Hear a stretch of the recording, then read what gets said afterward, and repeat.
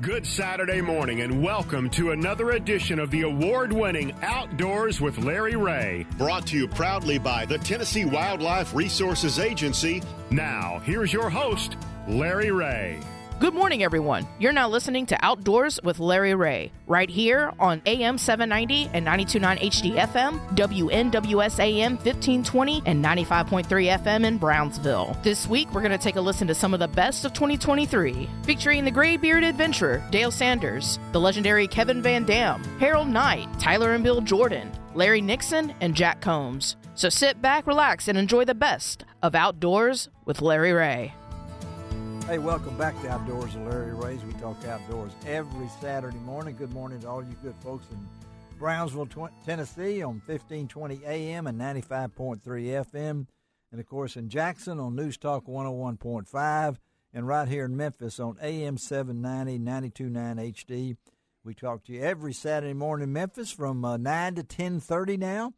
We got a little later show there, 6 o'clock in Brownsville and 6:30 in Jackson. And going to have a lot of fun today. Frank Barton will join us momentarily, but we have the man himself in here, the gray-bearded adventurer, sitting in with us, and that's Dale Sanders. And Dale, I want to get back to this trip to Page because you mentioned spearfishing.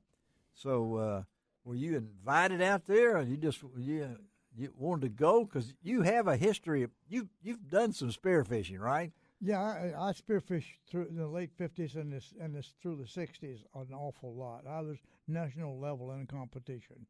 Won Athlete of the Year for the United States, as a matter of fact. Were you in the military then? Oh, yeah. Yes, I was in the military when I first started competitive spearfishing. Yeah. Navy. And so is that I always say Navy. Navy, yeah. and that was that a big event out there in Page? I mean, yeah, well, it was a world championship. Yeah, world championships. Right there in Page, Arizona, we had 10 different countries represented. Usually, New Zealand and Australia walk away with most of the awards, but this time the U.S. won most of them. And you were there. That's probably. I was there. I was photographing the event. You were photographing the event. Okay. Yeah. All right. Then you spent. Alex Mayer and myself, we did it. Oh, you and Alex were out there together. Yeah. Are we going to see some of that sometime? The film's going to be released for 3 months. In 3 months. Yep. Wow, is it going to be about spearfishing? Yeah, it's all about that tournament. Yeah, and a lot of history, and you'll be able to see it on the internet. But if you really want to see it, it's going to be a lot of extras, like interviews and things that will not be in the movie. That'll be in the extras if you buy the DVD. Now, is that on Lake Powell, or what is that on? Yeah, it's on Lake Powell. Okay. Lake Powell's really low now, and those carp. But you realize that carp day that last day, yeah, the winning, many people got over 100 fish. Oh, I thought all that flooding came back to California after all that. Everything in California is full. Okay. Reservoirs are full, but not the ones that are east of the Sierra Nevadas. Ah, okay. Of course, Page is, but Page, Arizona is up there, pretty close to the Four Corners. All right. So What's ahead for Dale in 2023? You're going to take it easy, aren't you, Dale? I'm going to take it easy and take care of my family and get my home ready and everything. And then I'm going to do the same thing in 2024. Take it easy and do some odd. Are you looking to 90? Are you going to do something when you're 90, Dale? I'm taking it easy for those 2 years because I'm planning ahead, man. You're looking for 2025.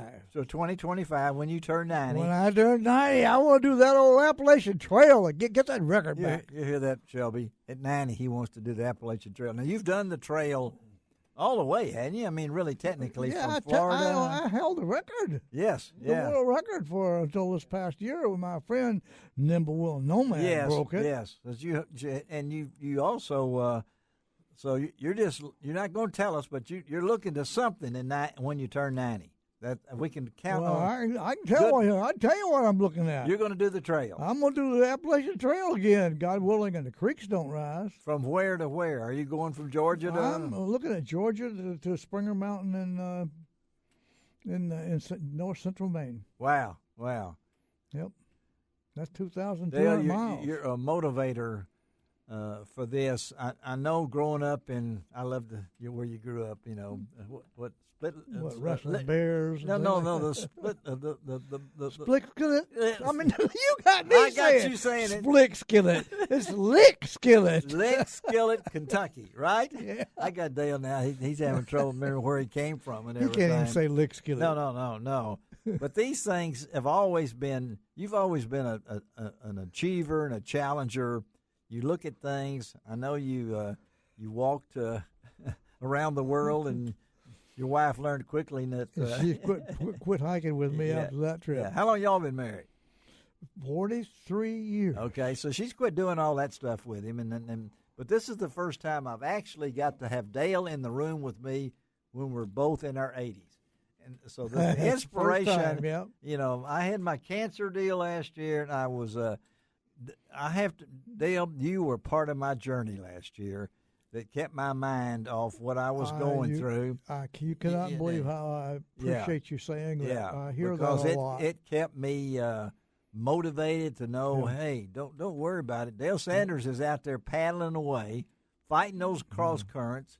When I was in my third spinal tap, my 17 radiations last year, I knew that Dale was on the river, you know, and that's the inspiration I think the kick you get out of this, because I know you did it for juvenile diabetes. You did a lot of that. The first year, yeah. First year, you did a lot of that, but the inspiration part. So when people come up to you for the first time, what's a question most people ask you that you get asked? Well, I get asked a lot. Are you nuts? Are you nuts or something like that? Yeah.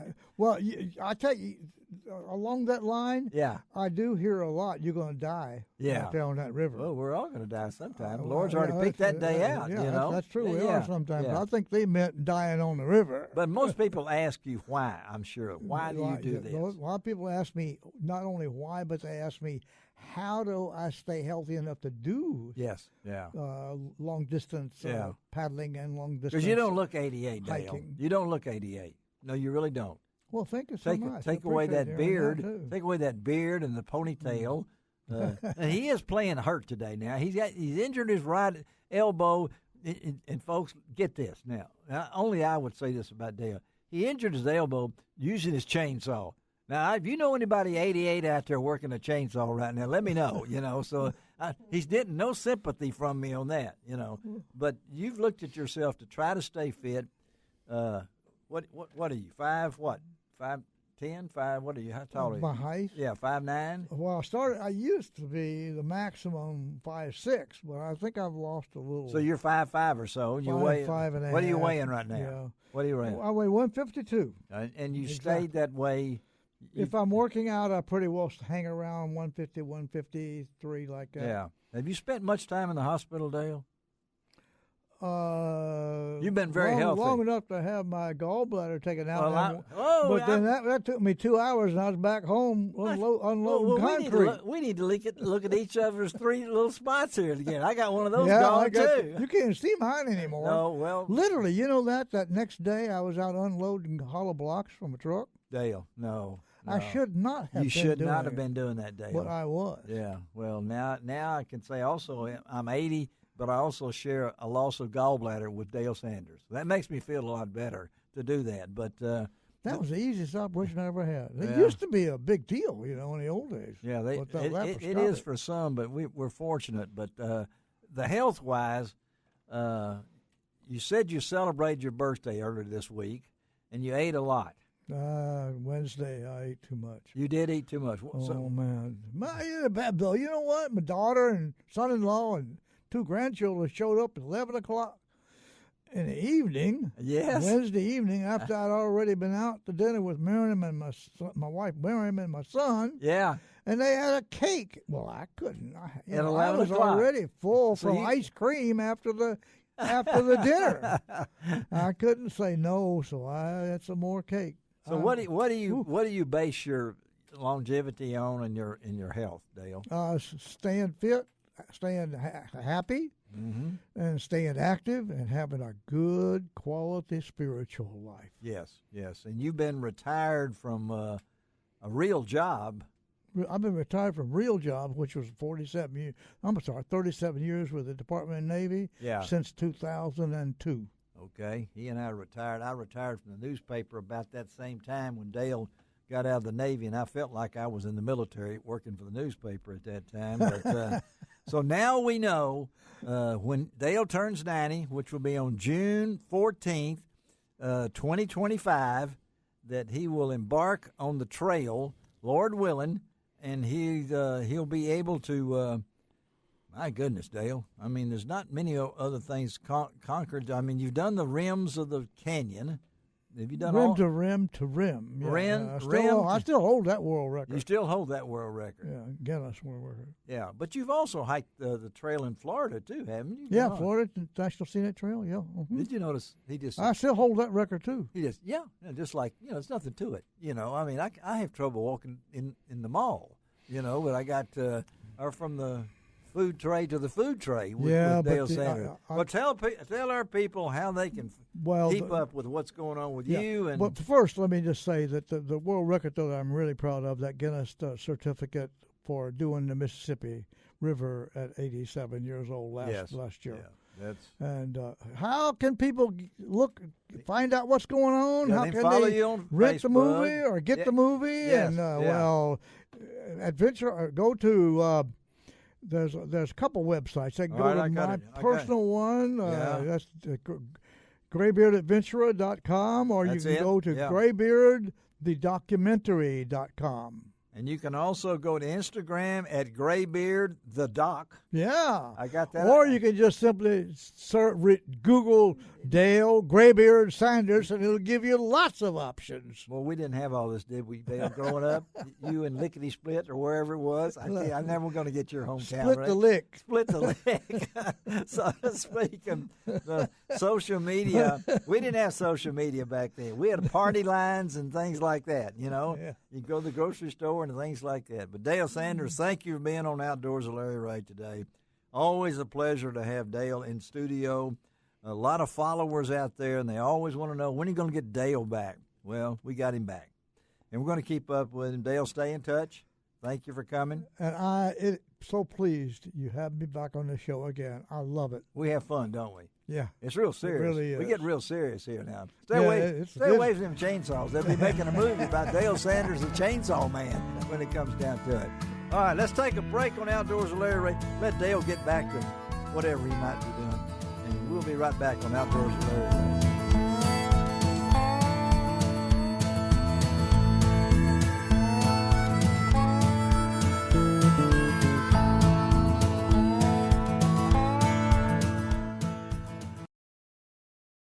Welcome back to Outdoors with Larry Ray on ESPN 790 AM. Brought to you proudly by the Tennessee Wildlife and Resources Agency. You're now listening to the best of Outdoors with Larry Ray in 2023. Hey, welcome back to Outdoors with Larry Ray. As we roll into, we've already celebrated our 23rd anniversary, which means we're 10 years left to try to get to 33 years, like the next guest has been fishing, which doesn't seem possible to me, that we've been on the air 23 years, and he's been professional bass fishing for 33. And I know during my days at the Commercial Appeal newspaper, was privileged to cover a lot of classics and things along that line.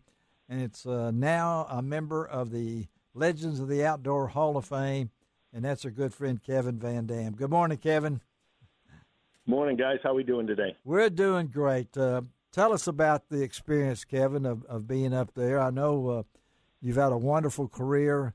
We're not going to tell everybody how much money you won. You know that, but they keep announcing that everywhere you go. That's part of your name, I think. Kevin something or another. But talk about the experience of being on that stage last Saturday. Yeah, it was definitely a real honor. A lot of not only the other inductees for that day, but the past inductees and a lot of other just legends in the outdoor industry, from all types, there at the event. So it was obviously a first class deal, in the Wonders of Wildlife Museum Conservation Hall there. So just a great venue. Great location, a lot of I've got to see a lot of people I haven't seen in a while. Like Yeah. Bill Miller. I grew up reading a lot of his hunting content and watching him on the shows and things like that. And there he is standing there on the stage. So no, it was surreal. And then obviously watching Ron Wong slink around the room taking pictures. Slink around the room. I like that. We might have to give him. He's always, he can be moving, and that's a photographer can get away with all that. So even, during the anthem or a prayer or anything like that, they can be, they can be moving around, getting in position. So he was there capturing it all, like he said there. A picture tells 1,000 words, and it's a whole lot easier to take a picture than write 1,000 words. So yeah, absolutely, really funny. He did. Thank you, Kevin. Yeah, yes, but that's part of Ron. I don't know if you saw the picture my wife took of me and you, but I posted it anyway because it looked like something from the zoo. The big screen. Somebody hit her arm just as she took our picture, and we look like one of those things where you stand in front of the mirror and it makes you look wide, So I posted it anyway. It said, "This is me with Kevin." I'm just telling you, it was me. Okay, but it was part. It was part. Fun day. It was part of that, and I know your relationship to Johnny Morris. Gary Mason said earlier in the show that he got a call from Johnny letting him know what a great deal it was. That had to be an important part for you to hear that. They had a special video, folks, of Kevin's career, and Johnny Morris was voicing over it. That had to be special for you too, right? Yeah, no doubt. I've been part of the Bass Pro Shops family and Nitro Boats, which, John, it's all part of Johnny's enterprises there and his companies, but for my whole career, and they did that kind of as a thank you for it was really all good. Those years. Yeah. Well, you've done a wonderful they job. Did a really for nice them. job. Yeah. It was. Oh, well. It was really a special time when you got up there, and of course, Kathy said earlier that she wasn't nervous at all after Gail Camp got through. Everybody was kind of amazed at what Gail could do, and you got up there and you had your family there, your boys, Sherry, and everything like that. We all know the announcement, and I think you need to tell my listeners out there what's ahead for Kevin VanDam. Yeah, so we're closing the one chapter of our tournament career, and I've 33 years. It's been great. Had a lot of time on the road, a lot of memories. But in this next phase, I'm still going to be out there and be an ambassador and an influencer and a content creator. We're going to be, I'm still be doing a lot of bass fishing content, but I also want to expand in some of the other things in the outdoors. I love to hunt. Yeah, I love to cook, how to do things like that. So we're going to be filming a lot of content. Really starting next year. Really trying to take a little bit of time and transition and get everything up to par on the production side of things, and we'll be hitting it hard starting the first of the year, on a lot of different platforms. So we're obviously I'm going to focus on some TV, but these days, social media and digital media and I've got a YouTube channel. So we'll be putting content out everywhere. Well, and of course, you're really not through with tournaments because you have two more you're going to be fishing next year, and that's the Red Crest Cup, and the Heavy Hitters Tournament. And golly, I'd love to see you win one of those. We are going to be trying hard, just like this season. I gave it my all to try to win a regular season event I came close, finished second. Yeah, you did. But you're right. I'm glad to get the opportunity to be able to fish those two events, to qualify for those, and both of those will be in the spring next year. So it'll be right in that heart of that busy season for me as well, where we're going to be out on the road anyway, so it should be good. Should be really good timing. Both of those events are big money events, and they've got a lot of publicity around them. So I'm pretty fired up about it, especially red crested. We're going back to Lay Lake. Yes. Yeah. Won a classic there in the past. Just got a lot of history. Sitting in Beeswax Creek. Ron knows that. Yeah. Ron will be there with 18 cameras too, Kevin. I'll be sitting in Beeswax Creek waiting on you. Yeah, he'll be waiting on you. The way he. Kevin, I'm just excited. I was afraid when I heard you were retiring, it meant a rocking chair and Social Security, and that's kind of where things would be. So I'm glad we'll still maybe see you around here and there. Yeah, no, you'll see me a lot, and I'll still have to be at a lot of the bigger shows and major events. Obviously ICAST every year, and the World's Fishing Fair at Bass Pro Shops, and the Bassmaster Classic Expo and the Red Crest Expo. All those shows will they're still gonna be around at those, but also too just traveling around the country. I'm not going to just stick around close to home. We're gonna try to go to places that are special, even visit some of the places that I've got a lot of history from in the past. I think it'd be some fun stories to tell about some of the places that I've won tournaments at or have special memories at, from the past in my fishing career. So we want to revisit a lot of those places as well, and obviously some new places too. So I'm excited about it.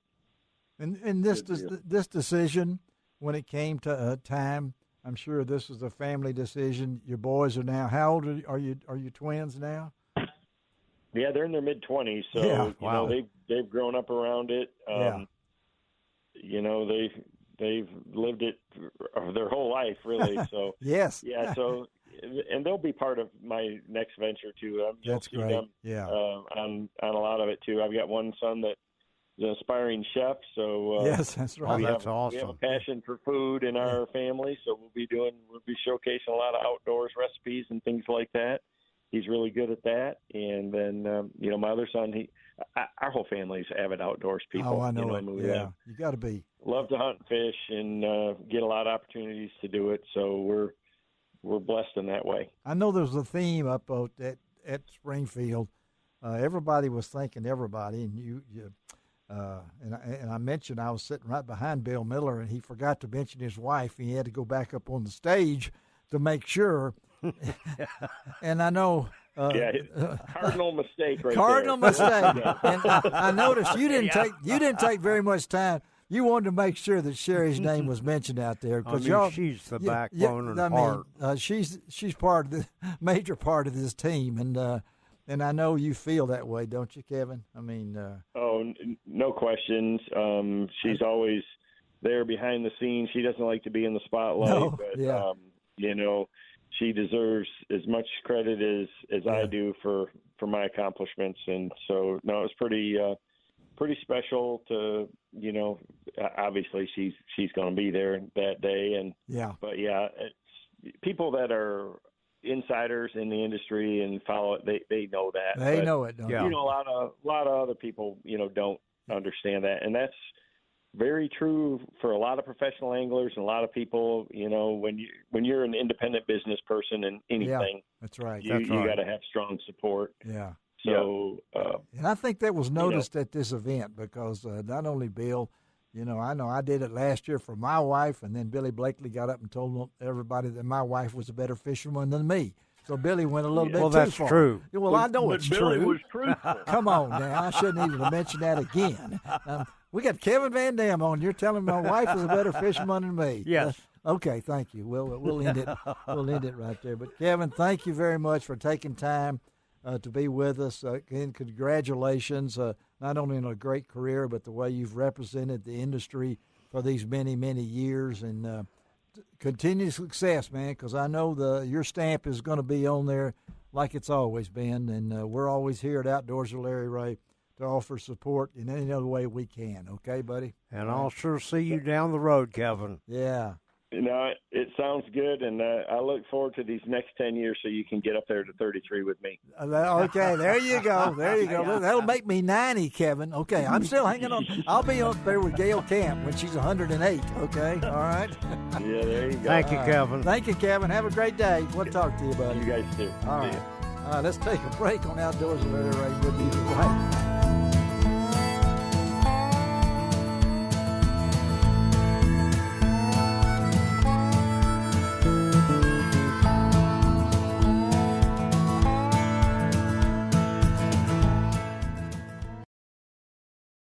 Welcome back to Outdoors with Larry Ray on ESPN 790 AM. Brought to you proudly by the Tennessee Wildlife and Resources Agency.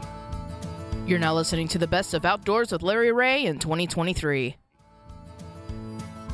Hey, good Saturday morning. Welcome back to Outdoors with Larry Ray. Is what we call the fastest 90 minutes in outdoor radio programming as we roll into our 24th year on the air on this first Saturday of September. September the 2nd. Man, I'm so glad September's here. It's not only football, but we got hunting going on here, too. We got a lot of hunting. We got some fishing going on. We're going to talk a little bit of everything as we do every Saturday morning here on AM 790 in Memphis. And all you good folks out there in Brownsville and Jackson, Tennessee listening to us. Of course, first Saturday means that our co-hosts are Gene Smith. Good morning. There's Gene. And, of course, Dave Gabbard up in Lexington. Good morning, Dave. Good morning. And then we have a special guest. I've even found out what his nickname is, and we'll talk to him about that in a few minutes. David Beal. Good morning, Saturday David. Morning. Good Saturday morning to David. David, 21 years in law enforcement right here in Shelby County. And one of my all-time favorite friends is on right now. I got a chance to meet and greet and talk to him and talk old times at the Legends of the Outdoor Hall of Fame back on August the 19th in Springfield. And you know him because he was a member of the inaugural class of the Legends of the Outdoors when they first started, when Gary Mason rolled it out. He had to start with Harold Knight and David Hale. And we've got on the line with us right now Harold Knight himself. Good morning, Harold. Good morning. Always good to talk to you, buddy. And it just doesn't seem, these years kind of roll by and everything like that. The man from Golden Pond, if I'm not mistaken, owned a barber shop, and you and your buddy, if I remember all these stories, I'm getting pretty old, you know that, try to put this career together. They're turkey hunting. They come up and they kill, and just, Sports Afield writes a story, and they go on, the story, this company, Night and Hail. It's just a remarkable career. And Harold, I know that you still got that passion in you to teach people about the outdoors, don't you? I sure do. I really enjoy talking to people about the outdoors. And, Larry, I have lots of people practically every week that I talk to that's in the outdoor business or wanting to hunt or fish, and I love to talk to them. And, I've been blessed with good health. The good Lord's blessed me to be my age, to still get out. I fished a tournament last week. Oh, yeah. Our deer season in the state of Kentucky, if I'm not mistaken, came in today. Okay, yeah. And are you still bow hunting at all? You any bow hunting? I tell you what, I hurt my shoulder, and I'm having the crossbow. I do, and I got drawn for Kansas this year. Oh, man. I hunt Tennessee. I buy my Tennessee license every year, have for no telling how many years, and I hunt Kentucky. I'll usually end up hunting turkey and deer and elk. I'm going elk hunting in New Mexico at the end of this month. And you're going to try to get David with you. I know. I'm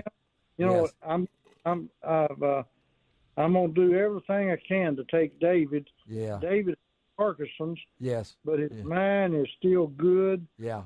He's got the desire to want to go, and he's got a granddaughter that he wants to take. Abby Jo? Does he want to take Abby Jo? Yeah, and we're gonna go out, and it's tough for David to fly. Oh yeah. So what we did, my buddy from Bowtech Optics. There you go. And he's going to come to Mark York, and he and I are going to drive David out there in a big van. We have a big van that we have leased to take him in. Oh, that's wonderful. Well, I know David Beal here is sitting here because he had a story to tell before he went on the air that it was you guys that got him into bow hunting. David, tell Harold that. How you doing, Harold? Good, David. It is good to finally meet you, man. Not in person, but on the line is just as good to me. Larry always seemed to have some kind of surprise for me. Yeah, I did. But Harold, man, I really appreciate you and David, man, for doing what you guys do, done what you guys have done over, 40, 50 years. Because I know 18 years ago, you and David inspired me to bow hunt, man. Well, that's good, David. I tell you what, I'm sure we've helped jumpstart a lot of people in the bow hunting and turkey hunting, and we have a lot of people that contact us and thank us for getting them into sport. Yes, and yeah. I'm glad to see people getting into the sport of hunting and fishing, because I'm gonna tell you something. That's been so much in my whole life, is hunting and fishing with my family, friends. Mm-hmm. Yes. And does it blow your mind? Does it blow your mind, Harold? You look back now. We were talking about this up at Springfield, and I know we go back a long way. And I tell this story every time. Harold doesn't mind it. I mean, he won my mother-in-law over for life. We went on a trip up to Kentucky, and he said, "Bring her along." And we stayed at the compound up there. And I brought my mother-in-law, Mrs. Hill, up there, and he treated her like a queen. She lived with us the last 3 years of her life, and she always talked about that trip up there. And knowing, and he pulled out that piece of Johnson grass and made it sound like a turkey, and she talked about that right up to the end, Harold. I mean, I told her, I said, "Ms. Hill, the reason I don't tell a lot of people about this grass." Yeah. Yeah, you can't sell that grass. Yeah. You can't sell that grass. But you and David hit it off a remarkable. He was a farmer. You were a barber. And this kind of meshed together to create Night and Hail. I know you guys started it, and you kind of retired, if you want to call it. I don't think I'll ever retire. I mean, I've 34 years at the newspaper, and that's enough for me. But you step back and are still out there doing things and spokesman for things. As you look back over this career, David, and you had a chance to visit with some of us at Springfield, you've been pretty blessed, man. I know it. Talking about David and our relationship, we've been partners over 50 years. Wow. And when you can say, after 50 years of being in business, some ups and that we prayed together, we've cried together. Yeah. And we've rejoiced together, we've hunted together, we've fished together. When you can be with somebody for 50-plus years and still say he's your best friend, you picked a dang good partner. You have. And the way that thing worked out is a big story. Y'all need to Google Harold Knight. I never thought I'd say that, Harold, back in the old days. Google Harold Knight. I mean, what would that mean, me and you back in those days, with social media and everything that we've got right now. But that partnership, and you're still in the same area, aren't you? I mean, don't you live in the same area? I can't live in Land Between the Lakes. That's where I was born. That's right. I forgot about that. Yeah, you have 1 of 10 kids? I mean, something like that, if I remember right. Yeah. I live close to Land Between the Lakes. I live right there, right close to Lake Barkley. Uh-huh. And I'm about a mile and a half from the bridge, or closer. Yeah. And but anyway, I remember a lot of good times in Land Between the Lakes. That's where I was raised with, and I had it was 10 of us kids. 10, yeah. You think about 10 kids feeding 10 kids now? No, I can't. And those hills and Land Between the Lakes. So if we had to hunt and fish, we'd starve to death. We had them. Yes. But I have a fond memory of hunting with brothers and uncles and granddaddies and things like that. It just, I'll never forget that. Yes. And back in those days, Larry, people were a lot different, I'd say. I would get on a school bus, and I had to ride a school bus and change buses before I got to school. You did? Yeah. You're out in the sticks. Yeah. But I did ride through a National Wildlife Refuge every morning, and I loved that. I'd get up early just to do that. Yeah. It's old Kentucky Woodland National Wildlife Refuge, which they moved when they founded Lake Barkley to Cross Creek, Tennessee. Ah, okay. But anyway, our school bus driver in the spring of the year had let some of us old boys He said, I'm going to give y'all 2 minutes now to listen for a turkey. Oh. Now, how many school bus drivers do that? I don't think so. I don't. And on top of that, I would stay all night with my buddy or one of my classmates or something, and I'd take my shotgun or rifle and leave it on the bus. Uh-oh. Well, I don't think we have that now, but we. No, that would make national. I'd be chasing them then. Yeah, I think we got a man in uniform sitting across from me right now. He'd be chasing them right now. Oh yeah. Back in those days, didn't nobody want to shoot nobody, but we wanted to hunt. We wanted to hunt and fish and do the good things. Again, we're talking to Harold Knight, our good buddy, legendary outdoorsman Harold Knight of Night and Hail, the game calls that brought so much attention to the sport, and he still has that love affair for the sport. He's still a spokesman. He's still out there, just like me, trying to spread the good news, not only the good news of the gospel, but the good news of the great outdoors. And that's what we got to do, don't we, Harold? We got to keep these kids involved, don't we? Absolutely. You show me some kids. You know, what I like about Larry right now, when I was a kid, we didn't have any turkeys hardly. No. The only place we had turkeys was in the land between the lakes in Kentucky. And I hunted the first season in Kentucky, and I'm the only man living that killed a turkey then because I was young. Yes, But that was in 1960. Yeah, that okay. Was the first out in the state of Kentucky. And right now, we've got so many turkeys and things that these kids can hunt. Lots of girls and lots of boys hunt turkeys right now in Tennessee and Kentucky. Yeah, well, that's why he's in the National Wild Turkey Hall of Fame also. Harold, thank you again, buddy, for being on Outdoors with Larry Ray on this Saturday morning. Let's be sure and stay in touch and give David a hug for me. Tell him how much you guys have meant to my career over these many, many years, and we'll always have great memories. Okay, buddy? All right. Well, thank you so much. It's always good to talk to you and talk to somebody in the outdoors. Thank you so much. All right. Thanks, Harold Knight. All right. Let's take a break on Outdoors with Larry Ray. Be right back.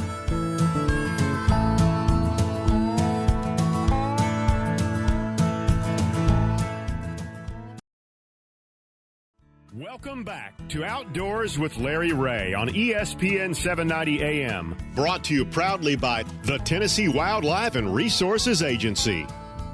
You're now listening to the best of Outdoors with Larry Ray in 2023. Hey, good Saturday morning. Welcome back to Outdoors with Larry Ray as we roll into our 24th year on the air. And we've got something new. We got something, I'm not going to say old and something new, but we have a family discussion coming up, and we're going to get it right out of the way off the bat. Yes, I know Ole Miss beat Arkansas last weekend. I've made it through. Ron wore his red shirt in here this morning. That's right. And but at least he did not put the Ole Miss signature on there. But we have two Ole Miss guests on us, and I think you folks out there, whether you're in Jackson or Mississippi or whether you're in Brownsville or Memphis or Tennessee, wherever, anywhere, all throughout the Mid-South, know the name of Bill Jordan.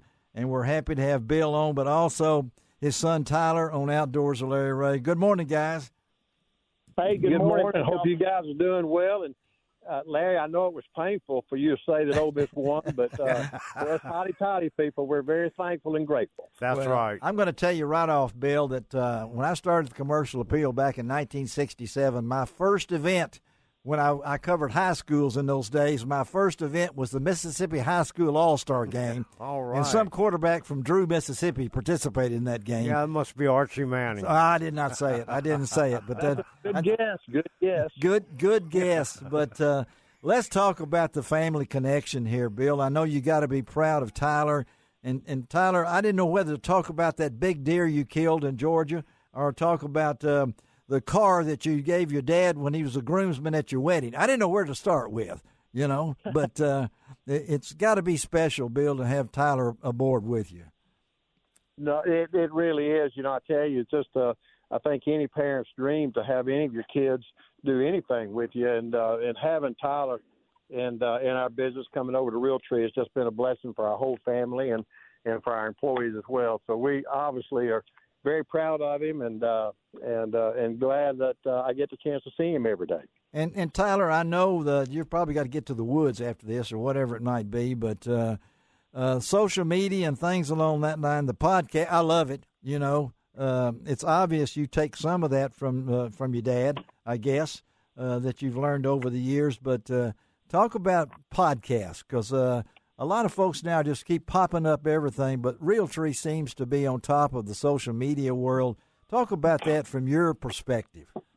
Well, I think, Dad and just the team that he's kind of cultivated there over the years, I feel like Realtree's always kind of been one of the leaders in the industry as far as social media, podcasting, whatever it might be, but even just some of the digital programming that, switched over a little bit from, television to a lot of digital now. And, media in today's age is multifaceted.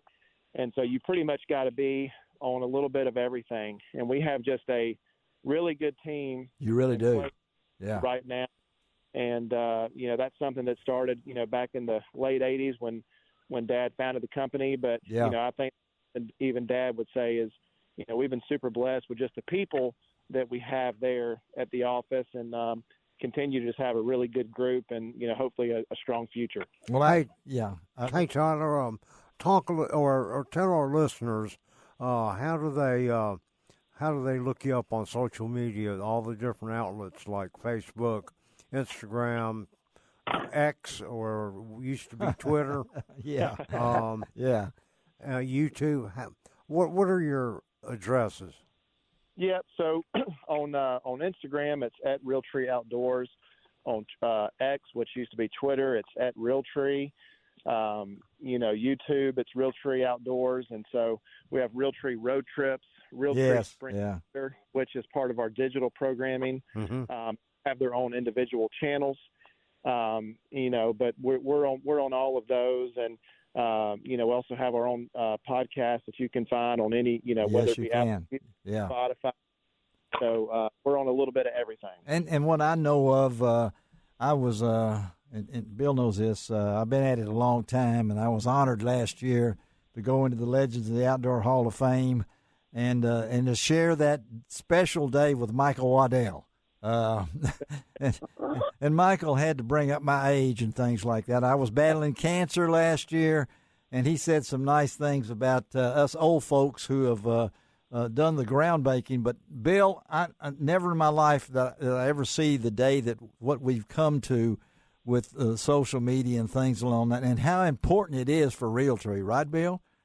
No, it really is, and I tell you, back in the old days, and me and you both came through them. Yes. You did the normal. We hunted with so many and have so many friends, and some of them not with us now, but outdoor writers. Right. Yeah. And both the newspaper and magazines, for us to print. But today's world, you just have to keep moving and going with the flow. And Tyler brings a lot of energy as some of our younger people. Yeah. And it's a much-needed, platform to get our message out. But, Tyler's way more versed into that than my two younger kids, his brother and sister. So right, yeah. It's one of the things we all got to have. Yeah, and I know, Tyler, you seem to enjoy it. I mean, you guys, and it takes a lot of planning. And somebody asked me, how far advanced do you plan, Tyler? I mean, to get some of these things doing that you're doing. As far as the social media, not necessarily. Yeah. I mean, so we work off a social calendar. A lot of times we try to stay 6-7 months in advance on kind of having a rough outline of what we're going to do. And, on a lot of the hunts, a lot of that is pretty timely, so it kind of happens in the moment. But, our team, as far as planning content out and planning whether it be shoots or how-to videos, or like if we have certain campaigns with some of our personalities, I mean, that's planned at least, 5 to 7 months in advance. Well, I know, Bill, to being at this long, and I can't think of Bill Jordan without thinking of Dodd Clifton. Okay, I'm sorry, I had to throw Dodd in there because he was a valuable part of me back in those days too, and you have been too, and things along that line. When you look at it right now, Bill, does it seem like yesterday, or is it something that you still strive? You still got that competitive desire in you, buddy? Well, I'll let Tyler maybe answer that part, but the thing that Tyler mentioned just a little while ago, we've been so blessed in this industry, because when we got started, we didn't know what it was going to lead That's to. right. Yeah. And when you mentioned the Dodd Cliftons of the world, and Dodd, for some of the listeners and out there, Dodd was one of our first original employees. Yes, he was. The neat thing for me is a small business when we got started and seeing our business grow, but we still had the same original employees when I started, 35 years ago, and getting to retirement age. Yeah. But all that original group, which I still got a couple left out of the what I call the Magnificent Seven. That's right. Yeah. Most have retired, but the neat thing that these guys have been with us from the very start, and I'm so thankful for that. And again, it's time, and the calendar goes forward. You've got to bring new people in and new ideas, new thoughts. But the old group is very special to me. Well, and I know, Tyler, you've got plenty of mentors probably, and I've got to ask you that about what it's been like to grow up in the Realtree family. Yeah, I mean, I feel like I don't really know any different about yeah. Since I was a little kid. I feel like I've always been around it and super lucky to be around it. So it's like, I guess it's just always kind of been, my lifestyle. But like you said, I feel like I've had the opportunity to learn from some of the best people. Obviously, my father. Yes. But just, other people that we've touched along the way, and even people that, may not even wear Realtree. I've had such good influences, all around us. And I think you have a lot of like-minded people in this industry to look up to and to give you advice. I mean, at the end of the day, it's a really small industry. It is, yeah. When it comes down to it, but it kind of runs like a family. Well, the family atmosphere, Bill. I know you've always stressed that, and you can look at anybody. I think my good friend Jimmy Houston's always been family with him in the fishing industry, and of course, I don't think Dance is ever going to retire. He's going to retire with a rod in his hand. I think falling out of the boat or something along that line, but. You guys have kept it over the years, and we appreciate the many times that Realtree has stepped forward for Outdoors with Larry Ray and all our tenure and everything that goes along with it. And just to hear Tyler talk and to know that the baton, and this is a relay race we're on in life. And I know, Bill, you know that for a fact, and it's good to have somebody to hand the baton to is not going to drop it, right? No, I agree wholeheartedly. When you mentioned Jimmy Houston and Bill Dance, Roland Martin, Yes, my mentors, I tell them. I know Henry Reynolds used to call me, Bill Dance still calls me Little Henry for Henry Reynolds, who was up here at the Commercial Appeal in Memphis forever. But that baton is important to handle it to the right guys. It is, and those guys being friends of mine, we all got our starts in around the same time, and we all came through the TNN National Network days. That's early. right, yeah. We still talk to each other. I get a chance to see Jimmy and Bill from time to time and Roland, and, it's just special for me coming through that era right there. Today is a brand new group out there. Isn't it, though? Yeah. So I'm very thankful that I was able to come through with guys who I consider friends, along the way. And you guys, before we let you guys know, education's always been a part of Dance's career. I know it means the same for you, Tyler, to learn from people in the past. How important is that for you to pass along that to your listeners and your viewers? I mean, big time. I feel like there's always, you never really stop learning. I mean, even 31, I feel like I've done and seen a lot, but constantly evolving, constantly learning, trying to improve. I mean, it's like anything you do in life, right? I mean, you're always trying to get better, and I feel like even kind of being the older brother for even my younger brother and sister that are kind of getting involved and, doing some of this hunting alongside Dad and I, or whatever it is, you're always constantly trying to better yourself. And, that's something that we, try to tell the listeners and people that follow our stuff is, man, we don't know everything. I promise you that. But,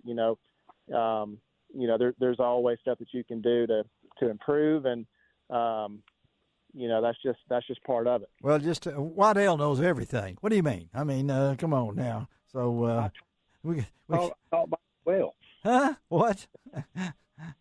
I think one thing to follow up with Tyler said. I think one of the biggest rewards that I get. Yes. Of course, we've been at it for a long time, but it's for people to stop you that you don't know, or when you're out about it. Yeah.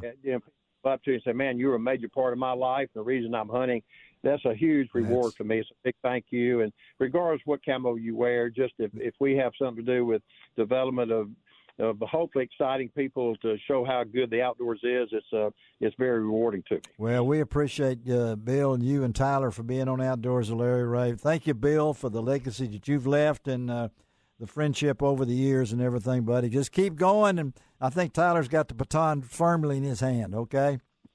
Sounds good, and I just always know now that I have a seat available for you at all Miss Home games. Absolutely. He's been invited to my tailgate. We just is there a 10-second button? I think there is, so all right, guys, thank y'all. We're going to win a game this year. All right, talk to y'all later. Have a great weekend. All right, all right, bye-bye. All right, let's take a break on Outdoors with Larry Ray and come right back. It's getting out of hand.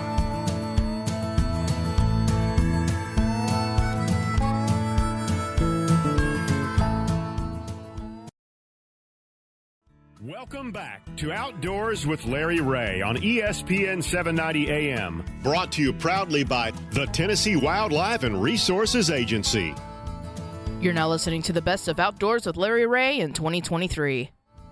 Hey, good Saturday morning. Welcome back to Outdoors with Larry Ray as we roll into this Thanksgiving holiday weekend, into our 24th year on the air. And what a show. Ron Wong, I know that I'm so glad you're in the studio with me today. I got to tell you, this has been another all-star. Fastest lineup. 90 minutes in outdoor radio Absolutely. program. This has felt like we've been here about 20 minutes. Yeah. It may not feel that to Shelby McCall. She's our show producer.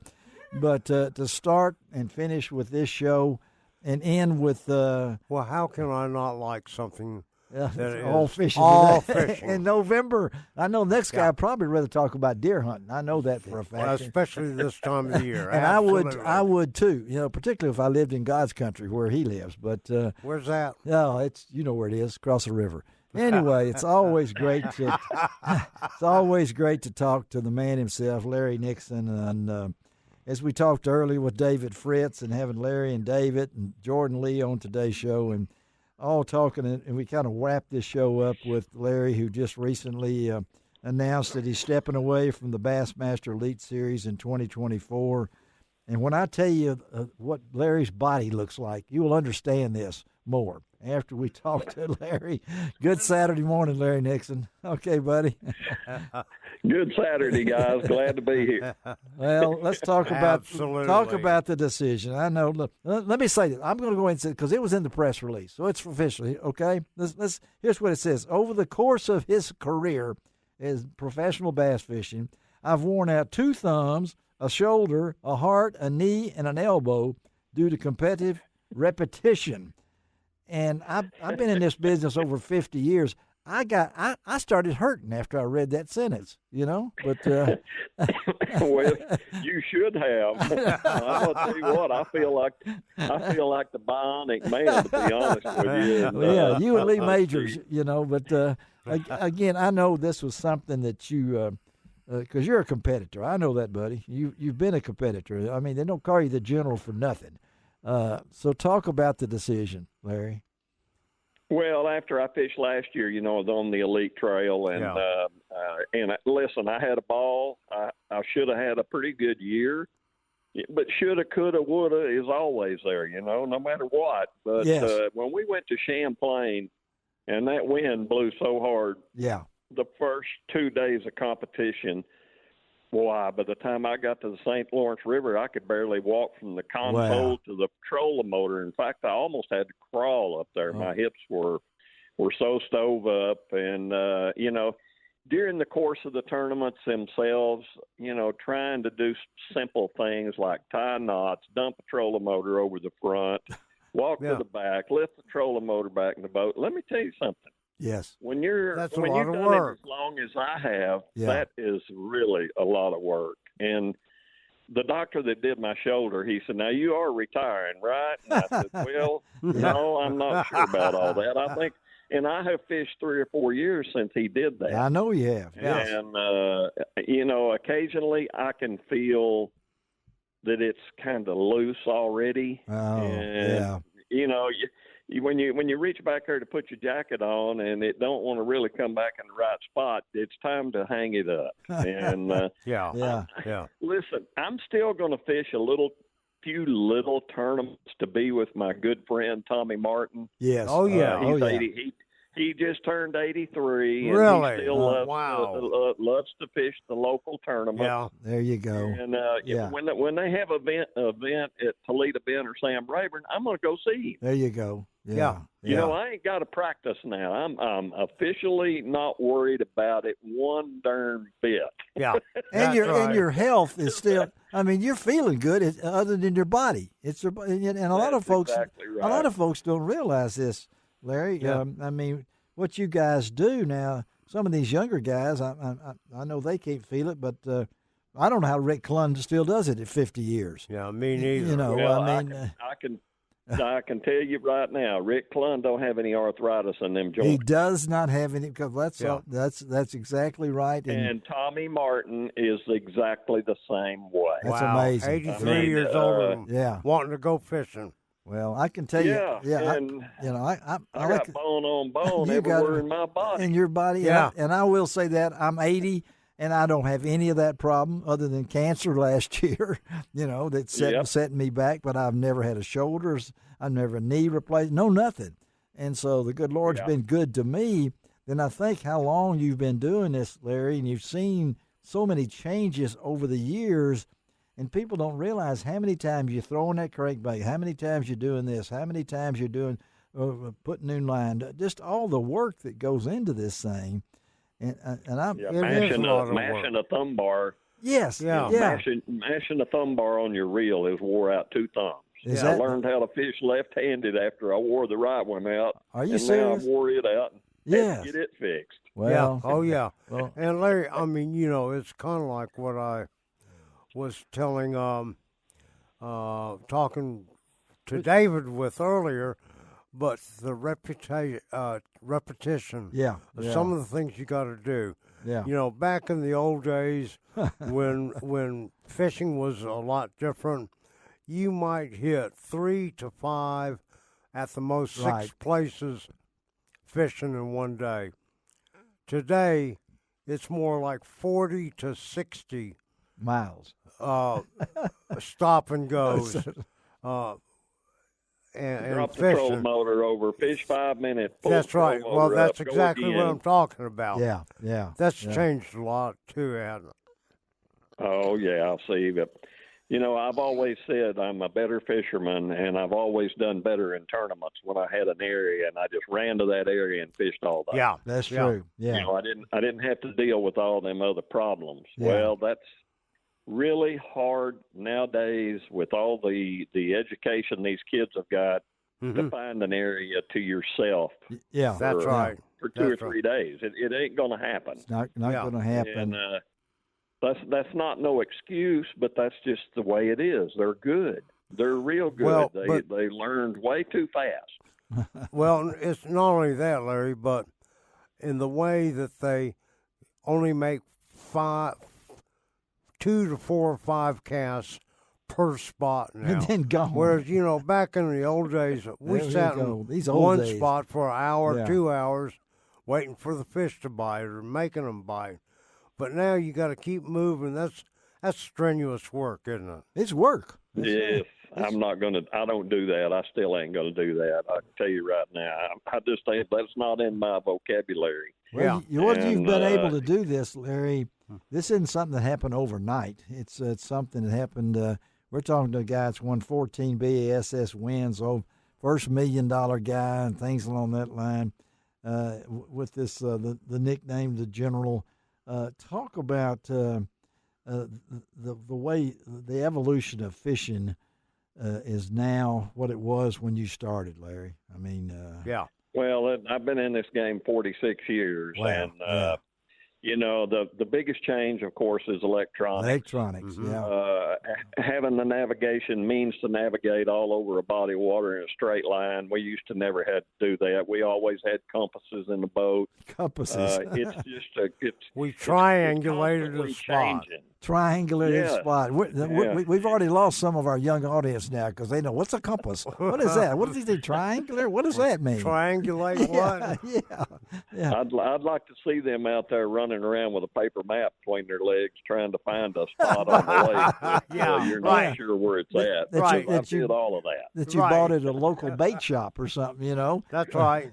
Back in that. But the durability and things along that line, I know that you're a competitor too, though, and so you gave it your best shot, buddy. And I know this. I've got no regrets. There you guys. go. I've had the greatest career a guy could ever ask for, being able to be out in God's great outdoors and fish for a living, do something that I feel like I was born to do. Yes. Yeah.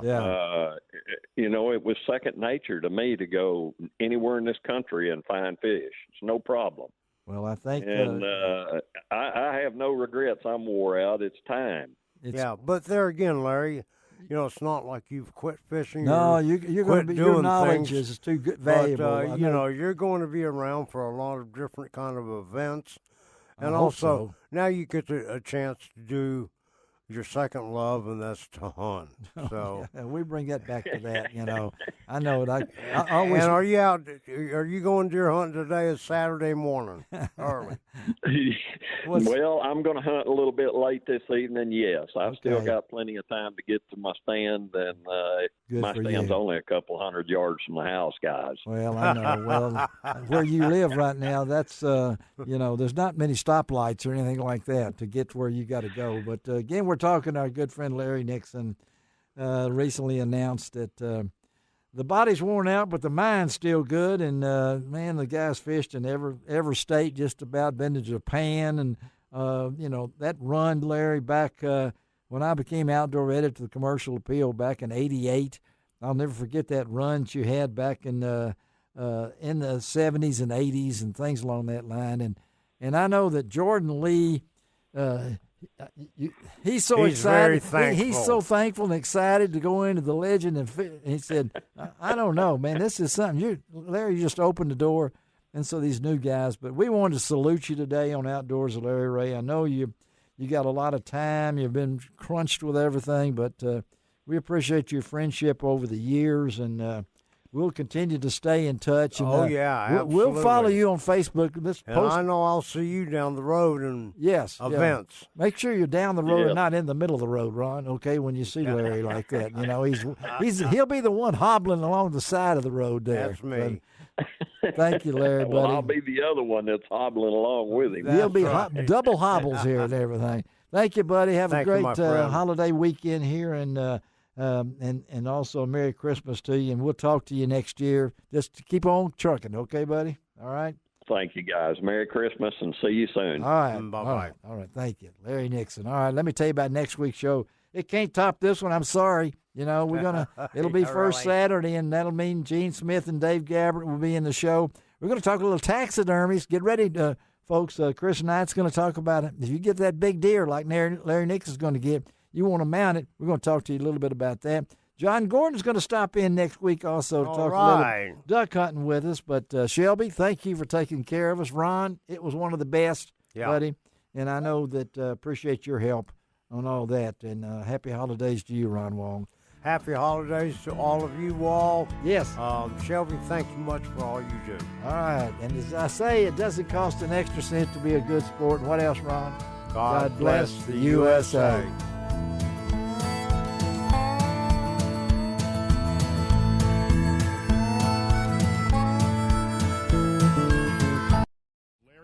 On ESPN 790 AM. Brought to you proudly by the Tennessee Wildlife and Resources Agency. You're now listening to the best of Outdoors with Larry Ray in 2023. Good Saturday morning, everyone. Once again, it is the award-winning Outdoors with Larry Ray show. All things you want to find out about what's going in the outdoors in the Mid-South area. Your heart out, John Gordon. You can find out about it on Outdoors with Larry Ray, whether it be hunting, fishing, backpacking, bird watching, dog training. There you go. Whatever you want to find out, you can hear about it on Outdoors with Larry Ray. And now, without further ado, the one and only, the oracle of the outdoors, Larry Ray. Oh, my goodness. Oh, Frank. And John Gordon's, he can nowhere compete with you today. You're on today. Because we're getting ready to talk about. I'm motivated. Yeah, you get ready to talk about one of your favorite guests and one of my favorite guests on Outdoors with Larry Ray. When Frank first introduced me to Jack Combs several years ago, and Frank's passion for what he does, and we do again want to congratulate Frank for the award. Where is it? Let me get it right here. Here it goes. All right. Russ Rivas presented longtime Hunt Test Secretary Frank Barton with this award for his 20 years of outstanding service to the Master National Retriever Club and the American Kennel Club. And I know, Jack Combs, you've known Frank for a long time. Well deserved, right, Jack? Absolutely. I speak for the other presidents who were the other Master National presidents who were there, and is well deserved. 20 years of service, unparalleled. Absolutely unparalleled. And he has to keep up with several dogs every year, as well as I remember, because I've got some of the books that Frank's an award-winning book author. If you know some of the longest pages, I always love to get. Did I get a book this year? I meant to bring it with me this morning, but I'll bring it the next time. Yeah, I bet. I have it. I have one for you. You do? Okay. I do. That's a nice hat, too, you got on, too, you know? I mean, those kind of things. But Jack Combs, again, welcome back to Outdoors with Larry Ray out of Advance, North Carolina, Master Nationals. And you tell us a little bit, because you told me all about this. Folks, you remember Jack. Of course, he raises poodles. And what makes Jack so notoriety is that he doesn't raise poodles to compete in the Westminster Kennel Club event. He raises poodles and puts them to action in duck hunting and action in retrievers. And, Frank, why don't you introduce Jack for us here? Well, I met Jack many years ago, and when I first met him, it was at one of the Master National events, and it was simply, there's the poodle guy. There's the poodle guy. Okay. Because, let's face it, in retriever world, I mean, anybody, most of us know labs and golden retrievers and Chesapeake Bay retrievers and things like that. Right. But nobody thinks about poodles. Most people do not think about poodles, but Jack does. And Jack is unique in that not only does he train retrievers, poodles, but he's very successful with them. And that leads us up to this year's event. Jack this year, with a relatively young dog named Dime. Yeah, call name Dime. Call name Dime. Passed the Master National event for the third time. And earned recognition in the Master National Hall of Fame and got some additional letters out beside a title out beside his name, Master National Hunter, beside Dime's name. And as I told Jack, I watched Dime that week. Yes. Every time he ran, I was in the sound truck watching. And I told Jack as he came off the line, I said, not only are you this is the first poodle to become an MNH dog, it may be the only one ever that gets to do this. and it's unique in that. So Jack has a different perspective on dog training from a lot of us because he trains poodles. Let's talk about that, Jack. Let's talk about that, the story. Jack. I know you've told the story on this show before, but to my listeners that might not have heard it, about how you got into this side of what you do. So, despite what most people think, poodles were originally a very old German hunting breed. Actually, puddle in German means to splash.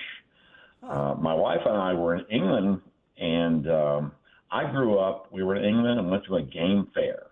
And a game fair, Larry, is like a large country fair, but there's a lot of demonstrations going on. Yeah. And we went to a demonstration of retrieving and handling in the water. And I grew up in Ohio, and in Ohio, there's not a lot of water, and I grew up with mostly flushing dogs, hounds, and the occasional pointer. Yeah. Anyway, so we went to see a demonstration of a dog that was going to run a blind in the water. And it just so happened this was a German black poodle. Oh, okay. Okay. Uh-huh. So, so we're watching, and this guy sends his dog into the water. The dog goes into the water, and he blows a whistle. Well, the dog turns and starts treading water. And I thought, my goodness, look at that. That's amazing. Yeah. He gave the dog a cast. The dog turned and went back. I thought, oh, my goodness. Went back, crossed the water, came up on land. He gave him another whistle. He stopped. He gave him a different cast. After that was over, I tell you, I was hooked. It changed your life. It changed your life. Got it. Absolutely. It changed my life. And all the dogs that we've had along the way have introduced us to some of the most marvelous people across the country. So not only we had fun with the dogs, we've met a whole group of people that we would never have known otherwise. How do you feel being called the poodle guy? I mean, It doesn't bother me in the least, actually. Okay.